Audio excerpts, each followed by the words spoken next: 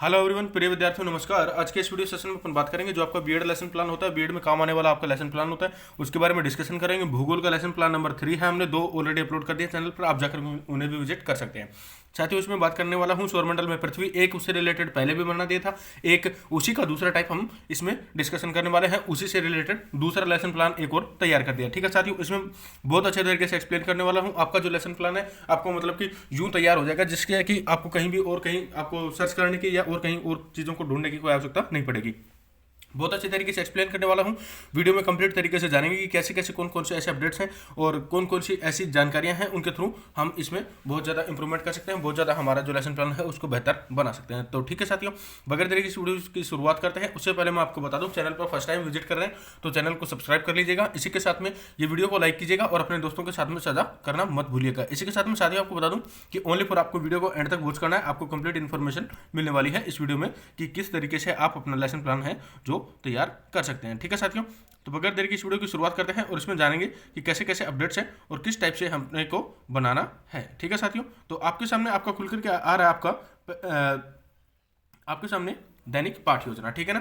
तो सिंपली से है, इनके बारे में भरने से कोई मतलब नहीं है क्योंकि पहले और दूसरे में हम ऑलरेडी बता चुके हैं, मगर फिर भी बता देते हैं, ठीक है ना। सबसे पहले आपको डेट लिखनी है, किस डेट का लेसन प्लान आप प्रेजेंट करना चाहते हैं। उसके बाद में आपकी स्कूल का नाम लिखना है, उसके बाद में आपका समय और आपका कालांश वगैरह भरना है, जो भी पीरियड होता है विषय आपको पता है आपका सिंपली से भूगोल, और उसके साथ में आपका पाठ क्रमांक नंबर 3 पाठ्य प्रकरण होगा इसमें सौरमंडल में पृथ्वी, और आपकी पाठों की कुल संख्या जो भी आप देना चाहें वो, ठीक है। उसके साथ में बात कर देते हैं उद्देश्य और अपेक्षित व्यवहारगत परिवर्तन से रिलेटेड, ठीक है ना। सबसे पहले आपको ज्ञानात्मक लिखना है, जिसमें पहला विद्यार्थी सौरमंडल पृथ्वी एवं चंद्रमा से संबंधित तथ्यों का प्रत्यास्मरण और एवं प्रत्याभिज्ञान कर सकेंगे तथा पुनः परिभाषित कर पाएंगे, ठीक है ना साथियों। इनके बारे में समझाने से रिलेटेड ऐसी कोई बात नहीं कि जो आपको समझानी चाहिए, ठीक है ना।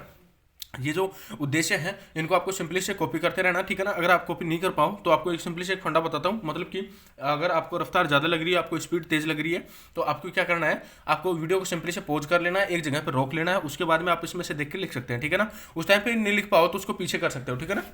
यहाँ तक का क्लियर हुआ। चलिए साथियों, बात कर लेते हैं सेकंड नंबर पॉइंट के बारे में। सेकंड नंबर पॉइंट आ रहा है आपके सामने आपका अवबोध, जिसमें है कि विद्यार्थी सौरमंडल पृथ्वी और चंद्रमा की स्पष्ट व्याख्या एवं अंतर कर सकेंगे, ठीक है ना, यहाँ तक का। इसी के साथ में दूसरा पॉइंट इसका है सब पॉइंट कि विद्यार्थी सौरमंडल के ग्रहों का दूरी के आधार पर वर्गीकरण कर सकेंगे, ठीक है। तीसरा सब पॉइंट आ रहा है आपके सामने आपका ज्ञानोपयोग, जिसमें पहला है कि विद्यार्थी सौरमंडल में पृथ्वी के अध्ययन से प्राप्त ज्ञान का उपयोग ब्रह्मांड को समझने में कर सकेंगे तथा सही पुष्टि कर सकेंगे, ठीक है। इसका दूसरा पॉइंट आ रहा है तीसरे का कि विद्यार्थी पृथ्वी और चंद्रमा में पारस्परिक संबंध स्थापित कर सकेंगे, ठीक है। क्लियर हुआ। इसी के साथ में बात कर लेते हैं 4 नंबर पे। 4 नंबर पॉइंट आ रहा है आपके सामने आपका कि भाई 4 नंबर है आपके सामने अभिरुचि, ठीक है, जिसमें है कि विद्यार्थी सौरमंडल में पृथ्वी के प्रति रुचि विकसित करते हुए इससे संबंधित पत्रिकाओं और पुस्तकों का अध्ययन कर सकेंगे। क्लियर हुआ साथियों।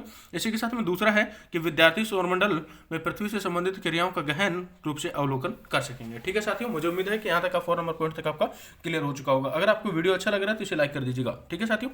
बात कर लेते हैं 5 नंबर पॉइंट के बारे में। वो आ रहा है आपके सामने आपका अभिवृद्धि, ठीक है ना। उसमें क्या है कि विद्यार्थी सौरमंडल में पृथ्वी के प्रति सकारात्मक और समीक्षात्मक दृष्टिकोण विकसित करते हुए खगोल शास्त्रियों के संपत्ति और उनके दृष्टिकोणों आदि का सम्मान कर सकेंगे, ठीक है साथियों। क्लियर हुआ यहाँ तक का। इसी के साथ में इसका सेकंड नंबर सब पॉइंट आ रहा है आपके सामने कि विद्यार्थी सौरमंडल में पृथ्वी की अवधारणाओं में विश्वास प्रकट कर सकेंगे, ठीक है। 6 नंबर आ रहा है आपके सामने आपका कौशल, मतलब कहने का मतलब आपका स्किल, ठीक है। बात करेंगे इसके बारे में। इसका पहला सा पॉइंट आपके सामने है कि विद्यार्थी सौरमंडल का मॉडल बनाकर उसमें पृथ्वी को चिन्हित कर सकेंगे। कहने का मतलब कि विद्यार्थी जो सौरमंडल का एक डायग्राम बना लेंगे, एक चार्ट बना लेंगे, और उसके बाद में वो क्या करेंगे कि उसमें पृथ्वी को अच्छे तरीके से एक्सप्लेन कर पाएंगे, अच्छे तरीके से पृथ्वी का मॉड्यूलेशन बना पाएंगे, अच्छे तरीके से पृथ्वी का जो है डायग्राम या अपन कहें कि उसका जो पिक होता है, उसका इमेज होता है, वो बना पाएंगे, ठीक है साथियों। इसी के साथ में आपके सामने आ रहा है आपका सेकंड सा पॉइंट कि विद्यार्थी सौरमंडल में पृथ्वी से संबंधित तथ्यों और सूचनाओं का आदि का संकलन कर सकेंगे। इसका मतलब यह होता है कि साथियों कि जो भी विद्यार्थी होते हैं वो सौरमंडल में पृथ्वी का क्या महत्व होता है, पृथ्वी है क्या चीज़, और उसके बारे में जो भी उससे रिलेटेड जो भी फैक्ट होते हैं और इन्फॉर्मेशन होती है उन सभी का कलेक्शन कर सकेंगे, ठीक है साथियों। क्लियर हुआ यहाँ तक का। इसी के साथ में बात कर लेते हैं अब सेकंड नंबर के बारे में, ठीक है ना साथियों। सेकंड नंबर आपके सामने आ रहा है सिंपली से आपका पॉइंट, ठीक है। सेकंड नंबर क्या आ रहा है आपके सामने है सहायक सामग्री। अब सहायक सामग्री आप क्या लिखोगे कि भाई श्वेत वर्तिका, जिसका आप सभी को पता है श्वेत वर्तिका का मतलब आपका चौक है, ठीक है। झाड़न आपका डस्टर हो गया, लपेट फलक आपका फोल्डिंग बोर्ड है, और चार्ट आप सभी जानते हैं, और अन्य कक्षा उपयोगी सामग्री, ठीक है साथियों। शिक्षण विधि प्रविधि इसमें आप सिंपली से कर सकते हो, आपका प्रश्नोत्तर और आपका विकासात्मक और बोधात्मक विधियां, ठीक है ना। इसी के साथ में पूर्व ज्ञान के बारे में आप लिखोगे कि भाई विद्यार्थी सौरमंडल में पृथ्वी के विषय में सामान्य जानकारी रखते हैं, मतलब कि जो बच्चे हैं आप सभी जानते हैं हैं कि अपने आसपास में रहने वाले जो भी बच्चे होते हैं, इतना तो उनके पास में टैलेंट होता है, इतना तो वो सब कुछ जानते हैं कि भाई सौरमंडल में जो पृथ्वी होती है उसके बारे में, उससे रिलेटेड वो अच्छे तरीके से इन चीज़ों के बारे में जानते हैं। ठीक है साथियों, यहाँ तक का क्लियर हुआ। अब यहाँ पे अपन बनाएंगे आपका प्रस्तावना कौशल। ठीक है, अब प्रस्तावना कौशल के बारे में बगैर देरी के जानते हैं कि आखिरकार प्रस्तावना कौशल है वो हम किस तरीके से बना सकते हैं। ठीक है साथियों, तो आपके सामने है प्रस्तावना। ठीक है, अब प्रस्तावना को किस तरीके से बनाओगे। ठीक है, अब देखिए सबसे पहले आपको टेबल बना लेनी है, सिंपल से आपके सामने जैसे डिजाइन करके वैसी। ठीक है, इसके बारे में क्या करना है, सबसे पहले आपको क्रम संख्या लिखनी है, पहले केबिन में, दूसरे में लिखनी है आपको छात्राध्यापक कथन, तीसरे में लिखनी है आपकी छात्र क्रिया है। ठीक है, अब वो कैसे होती है इसको इंग्लिश में बताऊं तो पहले नंबर पे आपका सीरियल नंबर, दूसरे नंबर पे आपका है जो पीपल टीचर्स एक्टिविटीज, और थर्ड नंबर का जो केबिन है उसमें आपको लिखना है आपका स्टूडेंट एक्टिविटी। ठीक है, जो पहले नंबर का क्रम संख्या केबिन है आपका, उसमें क्या लिख रखा है कि पहला पॉइंट। ठीक है ना, पहला क्वेश्चन या पहला पॉइंट वो क्या है कि अनगिनत तारों के समूह को क्या कहते हैं। ठीक है, अनगिनत जो तारे होते हैं उनके समूह को क्या कहते हैं, ये आपको पूछना है सिंपली से, मतलब कि क्लास में जाकर बच्चों से पूछते हैं, मगर आपको तो ओनली फॉर फाइल में तैयार करना है ना, तो आपको क्या करना है कि अनगिनत तारों के समूह को क्या कहते हैं, तो बच्चे के आंसर देंगे आकाशगंगा। ठीक है ना, दूसरा क्वेश्चन आपके सामने कि आकाशगंगा के मंदाकिनी में कौन सा मंडल स्थित है। ठीक है ना, तो वो है आपका सौरमंडल। तीसरा आ रहा है आपके सामने कि सौरमंडल में कुल कितने ग्रह हैं, तो आप सभी जानते हैं 8 ग्रह हैं, बच्चे भी जानते हैं इस चीज़ के बारे में। ठीक है ना, आप कहोगे कि 8 ग्रह के नाम बताइए, तो 8 ग्रह के नाम क्या है, बुध, शुक्र, पृथ्वी, मंगल, बृहस्पति, शनि, यूरेनस तथा नेपच्यून। ठीक है ना, कौन से हैं, बुध, शुक्र, पृथ्वी, मंगल, बृहस्पति, शनि, यूरेनस तथा नेपच्यून। क्लियर हुआ साथियों। इसी के साथ में 5 नंबर पॉइंट अब आपको यहाँ पे सिंपली से उठाना है कि सौरमंडल में पृथ्वी के विषय में आप क्या जानते हैं, तो ये क्या होगा हमारा समस्यात्मक या कहें कि प्रॉब्लमेटिक क्वेश्चन। ठीक है, अब इसमें उद्देश्य कथन में क्या कहोगे पाठ्य विश्लेषण में कि बच्चों आज हम सौरमंडल में पृथ्वी के विषय में विस्तार से अध्ययन करेंगे। ठीक है साथियों, क्लियर हुआ। मुझे उम्मीद है कि यहाँ तक का आप सभी का बहुत अच्छे तरीके से आपका प्रस्तावना कौशल है जो क्लियर हो चुका होगा। तो चलिए साथियों बगैर देर के अब आगे जानते हैं। ठीक है ना साथियों, अब यहाँ पे आपको सिंपली से करना है प्रस्तुतिकरण, पाठ का विकास। ठीक है ना, अब पाठ का विकास कैसे करेंगे, तो उसमें पहला पॉइंट आपको उठाना आपका सौरमंडल।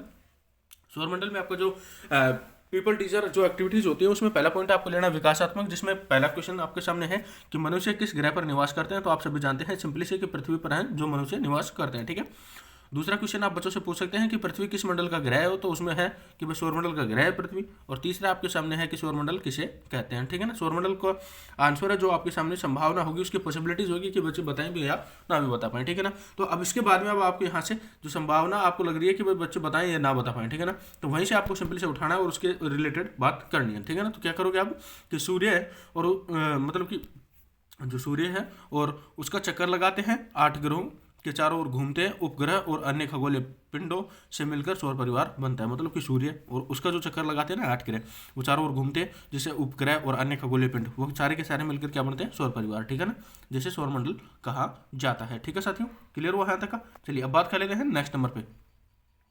उसे आप सभी जानते हैं कि उसे क्या कहते हैं, आपका कहते हैं आपका सौर मंडल। ठीक है, जो हमारे पास में पहले से ऑलरेडी आया था। ठीक है ना, इसका मुखिया सूर्य है, मतलब जैसे कोई भी फैमिली में होता है, आपका फैमिली में जैसे मान लीजिए पिताजी है या मदर है, कोई भी जो परिवार का मुखिया होता है तो वो होता है परिवार में जो मेन आदमी होता है उसको मुखिया कहते हैं। ठीक है ना, इसी प्रकार से जो सौरमंडल है उसमें मुखिया कौन है, आपका सूर्य। ठीक है, जो सौरमंडल के केंद्र में स्थित है। ठीक है ना, और सौरमंडल के सभी 8 ग्रह सूर्य का चक्कर लगाते हैं, जिन्हें कक्षा कहा जाता है। कक्षा किसे कहते हैं, मतलब कि जो सौरमंडल के जो सारे के सारे ग्रह जो चक्कर लगाते हैं ना, तो उसको क्या कहते हैं, कक्षा कहा जाता है। ठीक है ना, वैज्ञानिकों के अनुमान के आधार पर सौरमंडल की आयु लगभग, मतलब कि जो वैज्ञानिक है उन्होंने क्या अनुमान लगाया था कि सौरमंडल की जो आयु है वो कितनी है, लगभग 460 करोड़ वर्ष है। ठीक है ना, यहाँ तक का क्लियर हुआ। इन चीज़ों को आपको याद रखना क्योंकि ये बच्चों को आप एक्सप्लेन करेंगे तो उनको कुछ अमेजिंग भी लगना चाहिए ना। सूर्य का गुरुत्वाकर्षण सौरमंडल को बांधे रखता है और सौरमंडल के लिए सूर्य का प्रकाश और ऊष्मा का एकमात्र स्रोत है। ठीक है ना, अब इसमें बहुत पर्सन इसी के साथ में जो यहाँ पे अब आपको सिंपली से दूसरे वाला केबिन में लिखना है, आपका जो छात्र क्रियाएं होती हैं, छात्र या छात्राएं क्रियाएं जो भी होती हैं, उसमें क्या लिखोगे कि विद्यार्थी ध्यानपूर्वक सुनेंगे और मुख्य बिंदुओं को अपनी अभ्यास पुस्तिका में लिखेंगे। ठीक है ना, वो कैसे कि भाई जो भी मेन पॉइंट होते हैं उनको तो वो लिख लेंगे अपनी नोटबुक में, और उसके साथ में जो भी हम जो बोल रहे हैं, जो भी हम उनको बता रहे हैं, उनको क्या करेंगे, वो अच्छे तरीके से सुनते रहेंगे। ठीक है ना, अब सिंपली से आपको आगे क्या करना है, आपको पूछना है बोध प्रश्न। ठीक है ना, बोध प्रश्नों के बारे में पूछेंगे, लेकिन उससे पहले मैं आपको बता दूं एक बार कि उससे पहले आपको एक यहाँ पे आपका सिंपली से एक लगा लेना आपका ब्लैक बोर्ड। ठीक है ना, उसमें क्या बताओगे कि भाई सूर्य का जो गुरुत्वाकर्षण है जो सौरमंडल के जो भी ग्रह होते हैं उनको बांधे रखता है, और सौरमंडल की आयु लगभग 460 करोड़ वर्ष है। ठीक है ना साथियों, क्लियर हुआ। अब बोध प्रश्न कैसे पूछना है, इसमें से मतलब कि जो भी आपने बताया था उसमें से बच्चों को क्या क्या बोध हुआ है, ठीक है, उन चीज़ों के बारे में अपन पूछेंगे। तो उसमें क्या पूछेंगे, सबसे पहले आपके सामने है कि सौरमंडल में सूर्य किसका स्रोत है, ठीक है ना, तो वो क्या है, प्रकाश और ऊष्मा का स्रोत, ठीक है। दूसरा आपको क्या पूछना है, सिंपली से कि किसका गुरुत्वाकर्षण सौरमंडल को बांधे रखता है, तो सभी को पता है कि सूर्य का जो गुरुत्वाकर्षण होता है जो सौरमंडल को क्या करता है, बांधे रखता है, उनको एक जगह पे रखता है, ठीक है ना। अब इसी के साथ में अब आपको सिंपली से पूछना आपका विकासात्मक प्रश्न, जिसमें दूसरा पॉइंट रखना आपको यहाँ पे पृथ्वी, उसमें क्या करोगे, विकासात्मक प्रश्न के बारे में कि मनुष्य सांस के रूप में क्या ग्रहण करता है, तो आप सभी जानते हैं कि ऑक्सीजन गैस, ठीक है, ये तो सिंपली से सभी को पता ही है। इसके साथ में दूसरा पॉइंट आ रहा है आपके सामने कि ऑक्सीजन गैस अधिक मात्रा में किस ग्रह पर पाई जाती है, तो सभी जानते हैं कि भाई पृथ्वी पे, क्योंकि यहाँ पे सबसे ज्यादा क्या पाए जाते हैं, पेड़ पौधे, सभी से ज्यादा यहीं पे है। उसके साथ में है मतलब कि वैसे तो खैर मंगल पे भी अभी जो टेस्ला के द्वारा अभियान चलाया जा रहा है उसमें चेकिंग हो रही है, बट लेकिन अभी क्या है कि आप सभी जानते हैं कि जो पेड़ पौधे होते हैं वो कहाँ पाए जाते हैं, वो पृथ्वी में, ठीक है। तो पृथ्वी के विषय में विस्तार से बताइए, तो इसकी संभावना है कि वह बच्चे पूरी तरीके से एक्सप्लेन कर पाए या ना कर पाए, ठीक है ना। तो आपको सिंपली से अब यहाँ पे क्या बताना है कि सौरमंडल में सूर्य से दूरी के हिसाब से पृथ्वी तीसरा ग्रह है, मतलब कि जो सौरमंडल होता है उसमें जो डिस्टेंस बढ़ती जाती है, जो दूरियां बढ़ती जाती हैं, उसके हिसाब से जो क्या है, पृथ्वी है जो सूर्य से तीसरा ग्रह है, ठीक है ना। आकार में यह पांचवा सबसे बड़ा ग्रह है, मतलब कि जो साइज होता है ग्रहों का उनमें सबसे बड़ा, या उसके बाद में सीरियल से देखें तो उसमें ये क्या है, 5वें नंबर का है, ठीक है ना। यहाँ ध्रुवों के पास थोड़ी चपटी है और यही कारण है कि इस वाले को क्या करेंगे, विद्यार्थी ध्यानपूर्वक सुनेंगे और मुख्य बिंदुओं को अपनी पुस्तक में लिखेंगे। चलिए साथियों, अब इसके साथ में अब आगे बात कर लेते हैं, ठीक है ना। तो यही कारण है इसके आकार को भू अब कहा जाता है, ठीक है ना, कि सूर्य के प्रकाश को पृथ्वी तक पहुंचने में लगभग 8 मिनट का समय लगता है, ठीक है साथियों, कि सूर्य का जो समय मतलब कि जो प्रकाश होता है, लाइट होती है, वो हम तक पहुंचने में कितना समय लग जाता है, तो आप सभी जानते हैं सिंपली से 8 मिनट तक लग जाती है, ठीक है ना। पृथ्वी की तुलना नारंगी या संतरा से की जाती है, मतलब कि वैसे मानना है कि जो पृथ्वी की जो शेप होती है, जो उसकी डिजाइन होती है, वो जो है नारंगी जो आपकी जो संतरा होती है उससे की जाती है, ठीक है ना। और ये सारे के सारे थे जो आपकी स्टूडेंट एक्टिविटी थी, उसमें क्या था कि बच्चे पॉइंट्स को अच्छे तरीके से अपनी नोटबुक में लिख लेंगे और उनको याद रखेंगे, ठीक है ना साथियों। अब इसी के साथ में है कि जीवन के लिए अनुकूलन, या कहें कि जीवन के लिए अनुकूल परिस्थितियां संभवतः केवल पृथ्वी पर ही पाई जाती है, मतलब कि कहीं पर मान लो आपको जैसे भाई धूप लग रही है, आपको गर्मी लगी तो आप ठंडे के लिए पेड़ की छांव में बैठ सकते हैं, ठीक है ना, आपको ठंडा लगा तो आप धूप में बैठ सकते हैं, ठीक है साथियों। यहाँ तक का हुआ क्लियर। पृथ्वी न तो अधिक गर्म है और न ही अधिक ठंडी है, यहाँ पर पानी और वायु उपस्थित है, ठीक है ना। पृथ्वी जो ना तो ज़्यादा गर्म है और ना ही आपकी ठंडी है, और यहाँ पर जो पानी और वायु स्थित है ना, जो हमारे जीवन के लिए आवश्यक है, और वायु में जीवन के लिए आवश्यक गैसें जैसे जैसे भाई अपने सामने है आपका ऑक्सीजन, कार्बन डाइऑक्साइड और आदि मौजूद है, मतलब कि जैसे भाई हम ऑक्सीजन ग्रहण करते हैं और ऑक्सीजन वो कार्बन डाइऑक्साइड छोड़ते हैं, तो ठीक है ना। ऑक्सीजन है वो हमें कहाँ मिलता है, पृथ्वी पर बहुत आसानी तरीके से मिल जाता है, ठीक है ना। इन्हीं कारणों से पृथ्वी है जो सौरमंडल का सबसे अद्भुत ग्रह माना जाता है, या अद्भुत ग्रह है, ठीक है साथियों। इन सारे पॉइंट्स को क्या करेंगे कि विद्यार्थी अपने नोटबुक में लिख लेंगे। और आपके सामने नेक्स्ट है कि भाई अंतरिक्ष से देखने पर पृथ्वी नीले रंग की दिखाई पड़ती है क्योंकि इसकी 2/3 सतह पानी से ढकी हुई है, इसीलिए इसे नीला ग्रह भी शायद कहा जाता है, ठीक है ना। सिंपली से हाँ भाई आया, क्योंकि याद है यार मुझे इतना तो साथियों, ठीक है। अब इसके साथ में आपके सामने बोध प्रश्न। अब बोध प्रश्न क्या पूछोगे कि भाई अंतरिक्ष से देखने पर पृथ्वी किस रंग की दिखाई देती है, तो वो किस रंग की दिखाई देती है, वो दिखाई देती है आपकी सिंपली से नीले रंग की, ठीक है ना। कि पृथ्वी को अगर अपन उस ऊपर से देखें, अंतरिक्ष से देखें, तो पृथ्वी जो हमें नीले रंग की दिखाई पड़ती है, ठीक है ना।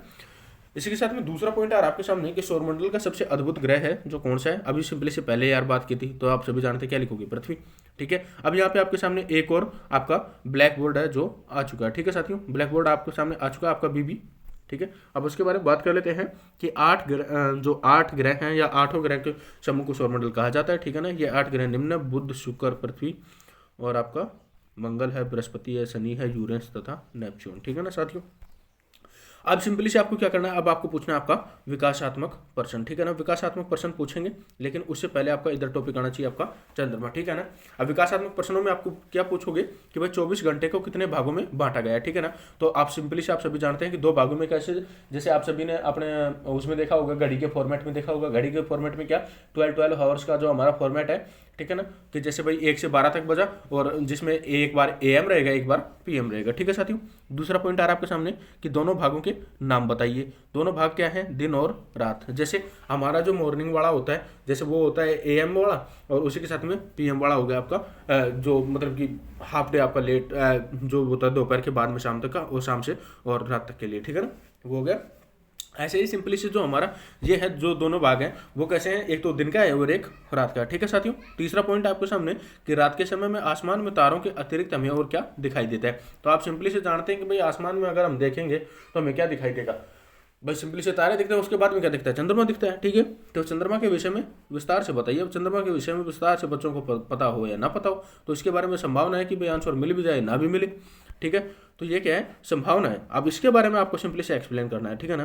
किसके बारे में, चंद्रमा के बारे में। क्या करोगे कि भाई चंद्रमा पृथ्वी का एक उपग्रह है और चंद्रमा का व्यास पृथ्वी के व्यास की केवल 1/4 है। मतलब कि जो चंद्रमा है उसका जो व्यास है वो पृथ्वी का 1/4 है। ठीक है ना। यह इतना बड़ा इसलिए प्रतीत होता है क्योंकि यह पृथ्वी ग्रह से अन्य खगोलीय पिंडों की अपेक्षा नज़दीक है। मतलब कि जो भी अन्य खगोलीय जो पिंड है उनकी तुलना में ये सबसे नज़दीक है पृथ्वी के। ठीक है ना। तो यह पृथ्वी से, अब इसके बारे में आगे देखते हैं। यह पृथ्वी से आपके सामने सिंपली से लिख रखा है कि भाई लगभग 3,84,000 किलोमीटर दूर है। मतलब ये तो बहुत 3,84,000 किलोमीटर बहुत नज़दीक है। ठीक है। और इसी के साथ में है कि चंद्रमा है जो पृथ्वी का एक चक्कर लगभग 27 दिन में पूरा करता है। लगभग इतने ही समय में यह अपने अक्ष पर एक चक्कर भी पूरा करता है। इसके परिणाम स्वरूप पृथ्वी से हमें चंद्रमा का केवल एक ही भाग दिखाई देता है। चंद्रमा की परिस्थितियां जीवन के लिए अनुकूल नहीं है। ठीक है ना। इसकी सतह पर पर्वत, मैदान एवं गड्ढे होते हैं। मतलब कि आप सभी ने कभी ना कभी चांद की बायोपिक या कहें कि चांद की जो फोटो है वो आपने देखी होंगी, या मान लीजिए आपने चांद कभी नहीं देखा तो आपने चांद की फोटोज तो जरूर देखी होगी ना। तो उसमें क्या है कि भाई साथियों आपको देखने के लिए मिलता है कि जो चंद्रमा होता है उसकी सतह पर आपको देखने को मिलते हैं पर्वत, मैदान एवं गड्ढे वगैरह देखने को मिल जाते हैं। ठीक है ना। जो कि चंद्रमा की सतह पर छाया बनाते हैं। पूर्णिमा के दिन चंद्रमा पर इनकी छाया को देखा जा सकता है। मतलब कि पूरा चांद होता है उस टाइम पर अपने को ऐसे दिख जाता है, खड्डे खड्डे ऐसे दाग दाग भी देखने को मिल सकते हैं। ठीक है ना साथियों। इसी के साथ में आपके सामने आपका बौद्ध प्रश्न। अब यहाँ पे बौद्ध प्रश्न क्या पूछोगे कि भाई चंद्रमा किस ग्रह का एकमात्र उपग्रह है, तो वो क्या है, पृथ्वी। और इसी के साथ में है आपके सामने कि भाई क्वेश्चन नंबर आपका 2 कि चंद्रमा अपने अक्ष पर एक चक्कर कितने दिनों में पूरा करते हैं, तो वो है आपका लगभग 27 दिन में। ठीक है ना साथियों। अब इसी के साथ में बात कर लेते हैं अब नेक्स्ट के बारे में। नेक्स्ट आपके सामने आ रहा है आपका साथियों आपका कि भाई सौरमंडल की आयु है वो क्या है। ठीक है ना। क्वेश्चन नंबर 1 जो है आपके पुनरावर्ती या मूल्यांकन प्रश्न। ठीक है ना। तो उसमें क्या क्या है, क्वेश्चन नंबर 1 आपके सामने सौरमंडल की जो आयु है वो क्या है, लगभग 460 करोड़ और लगभग 465 और या 468 करोड़ वर्ष। ठीक है ना साथियों। क्वेश्चन नंबर 2 आ रहा आपके सामने कि आकार की दृष्टि से पृथ्वी है जो है या पृथ्वी ग्रह है वो कौन सा है, तीसरा, चौथा, पांचवा, छठा। ठीक है। और इसी के साथ में क्वेश्चन नंबर 3 आ रहा है आपके सामने कि सूर्य के प्रकाश को पृथ्वी तक पहुंचने में लगभग ब्लैंक उसके साथ में इतने मिनट का समय लगता है कि 8 या 9। तो सिंपली से आप सभी जानते हैं वो तो है ही।